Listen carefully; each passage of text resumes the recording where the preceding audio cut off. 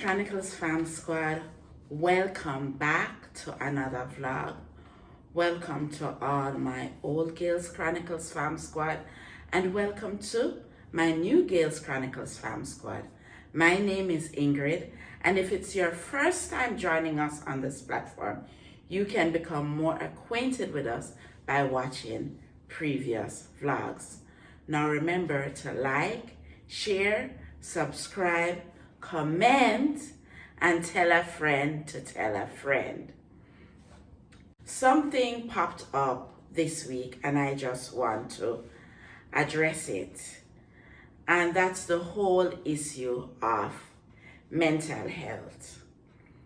I saw this renowned dancehall artist back home known as Lisa Hyper, and I saw what she has been going through, and it pushed me as a Jamaican and as a healthcare provider to speak about the whole aspect of mental health and mental health illness or mental disorders that individuals are facing today.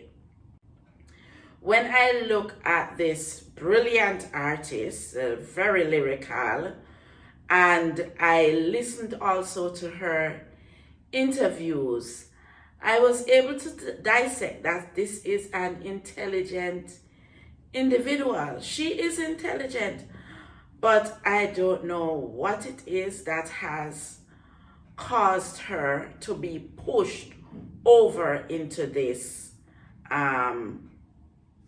into mental illness. She says she's supposed to begin therapy. When the Fix interviewed her, she said she's supposed to begin therapy with Dr. Longmore, who is a well-known psychiatrist, and she said she was also diagnosed with psychosis and another mental disorder. It's sad to see that none of her family members have, rallied around her for her to continue with her treatment. But she's aware of her illness and she knows she needs to start therapy for it. And all we can do is pray for her, because at one point I remember she had gotten baptized. I watched that. She had gotten baptized and was in a church, and I'm like, why did she go back to doing what she is doing? But to each his own or her own, people make decisions that suit their lives. And as a healthcare professional, I'm looking at it with that eye. I am not here to judge her or anything like that. I just want to speak to the aspect of mental health that Jamaica does not put a stigma on it. Jamaicans don't put a stigma on it, right? Mental illness is real. Even the World Health Organization has said that 1 in every 8 individual in the world, 1 in every 8 people in the world live with a mental disorder. 1 in every 8. And if we look at it that we have 8 billion people on this planet, 1 billion individuals are suffering from approximately 1. If we look at it, 1 in every 8, 1 billion individuals are suffering from some form of mental disorder, but it is how we deal with it, how we are able to deal with it as individuals, as healthcare providers, that will impact how the individual is able to function positively, successfully within society for the good of themselves and for the good of their family and society on a whole. Philippians 2 verse 5 says, and this is the first portion of it, it says, let this mind be in you, which was also in Christ Jesus. Jesus desires for us to have his mind. He desires that our mind works the way like his mind works. And if we are not reading and studying the word daily, we can't have our minds focusing the way that the Lord would intend for our minds to focus, right? To be like his. So what is mental health? Mental health, according to the Mayo Clinic, is the state of your psychological and emotional well-being. It is a necessary resource for living a healthy life and a main factor in overall health.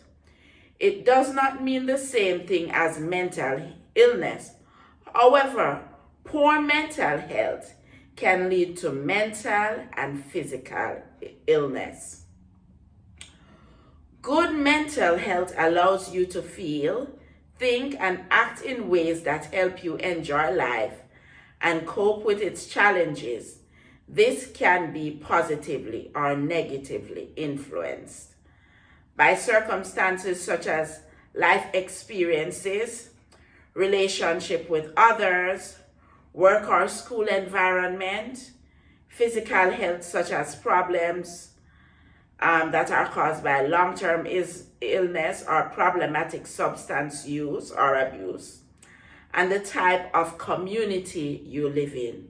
So all these factors can influence your mental health either positively or negatively. The Public Health Agency of Canada have also weighed in where they say 1 in every 3 Canadians suffer from mental illness. And I live in Canada and I've worked in the healthcare facilities here and I have seen quite a bit. And let me tell you something. A lot of individuals here, especially during the winter months, suffer from severe depression. And as it says, your mental illness can be linked to your environment. And this time of the year is the most depressive time of the year for many, many individuals. How can you take care of your mental health? You can take care of your mental health the same way you would take care of your physical health. It takes practice, patience, and support. Reading things that are uplifting, staying around individuals that are positive in influencing your life. Don't stay around the naysayers, right? So you can maintain or improve your mental health by doing these. Know and accept that life can be challenging. We are all going to face challenges. From the very rich, the middle class, to the very poor. All of us will be facing challenges. Know and accept your strengths and your weaknesses. You know what your strengths are, you accept them. You know what your weaknesses are, you try to improve. Set realistic goals for yourself. Do not hang your basket where you cannot reach it. So set realistic goals for yourself, achievable goals. That's what I would say. Set achievable goals. Accept yourself and others. This is the basis of self-esteem. Don't try to be like anybody else. Just be yourself. Accept your friends and your family for who they are, knowing that that's how they are going to be. And accept yourself for who you are. And this will boost your self-esteem. I am me.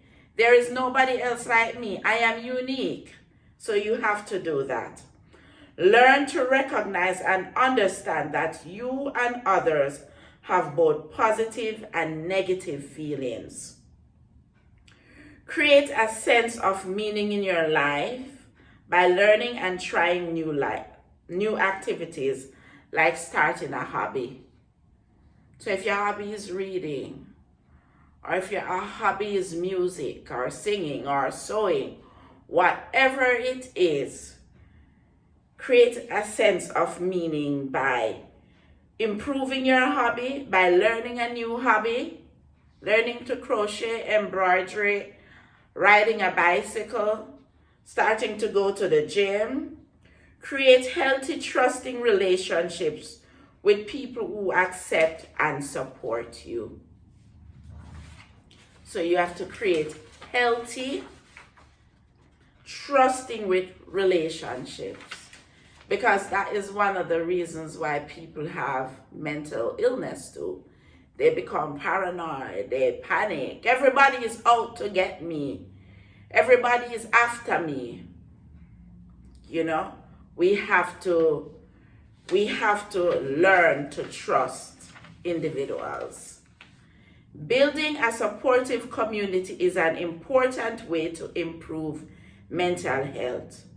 Making meaningful connections with your family, friends, peers, colleagues, and other members of your community can help you feel like you belong, can help you feel safe and secure, and can help you feel free to express your thoughts and feelings on issues that are important to you. So creating these types of environment can help you feel like you belong. And we all want to belong to some community. We want to belong to our families, to our friends, whoever it is we associate with. We want to feel safe and secure, especially with our significant other, right? Free to express your thoughts and feeling, and this is a part of being yourself, being able to say what you mean and mean what you say, right? How does being mentally healthy benefit you?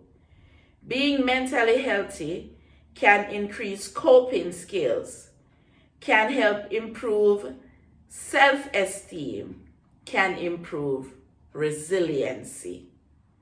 So we all want to be mentally healthy at all aspects of our lives. Right?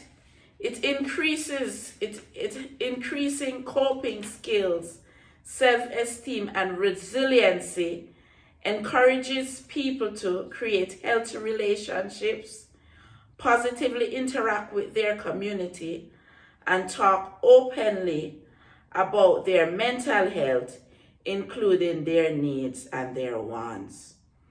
And this information I took from Canadian Mental Health Association, Mental Health Commission of Canada, and this can be found on the Canadian Health website, where if you and they do have numbers when you go on their website, that if you are feeling depressed, having anxiety disorder, whatever it is you are going through, they can help. Mental disorders involve significant disturbances in thinking, emotional regulation, or behavior. And there are many different types of mental disorder, and we won't be able to go through all of them. I will do the different types of mental disorder when I do the next part of this presentation, right?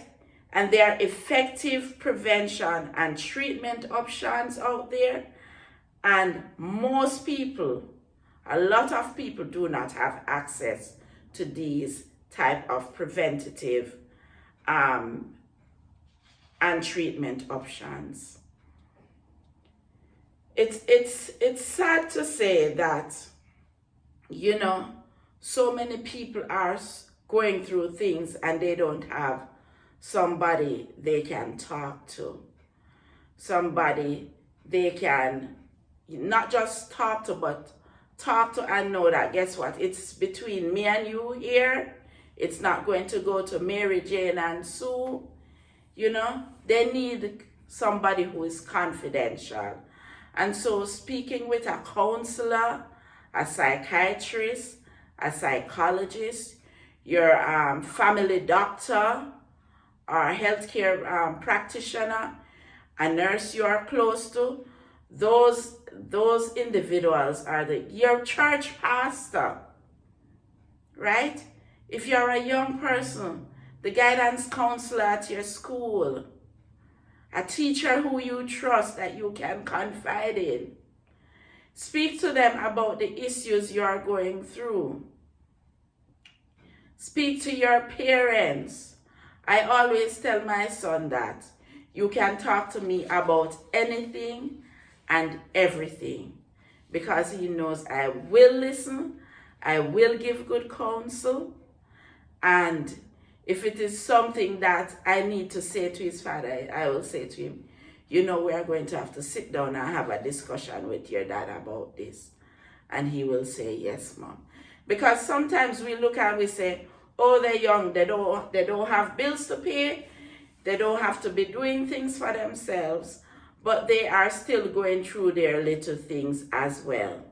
And so as parents, we have to give them the opportunity to know that they can come to us and they can pour out everything that they are going through, so that we can help to keep them grounded and remind them that despite what they are going through, they are loved, they are cared for, and they have somebody in their corner who support them and believe in them. Guys, thanks for watching. I hope this helped. And as I said earlier, I hope this young lady, Lisa Hyper, will get the help that she needs. She will start doing the therapy and whatever treatments are out there. And those who are in her corner, give her the support that she needs. And Jamaicans, my fellow Jamaicans, start asking, not just asking, how do you do to your fellow co-workers and your friends? Ask how you do and mean it. Stop and listen. Because sometimes we are saying, hey, good morning, how you do? And we are off on our way. We didn't even listen to see if the person said, I am fine or I'm not doing well. Stop. And if you can give a 2 or a 5 minutes listening ear, sometime that's all that person need to. You know, I'm not doing so well today. This happened to me this morning while I was on my way to work. And you can say, you know what, guess what? If you're going to pray about it, or if it is something you can assist them with, you assist them. And you move on throughout the day. You help to make that person's day better at work, at church, at school, wherever it is. So I'm imploring, look out for the next person, because with what is happening in society, everybody is going through something. Everybody is going through something, but some people, something is going through them. So please be there for our fellow brothers and sisters. Yes.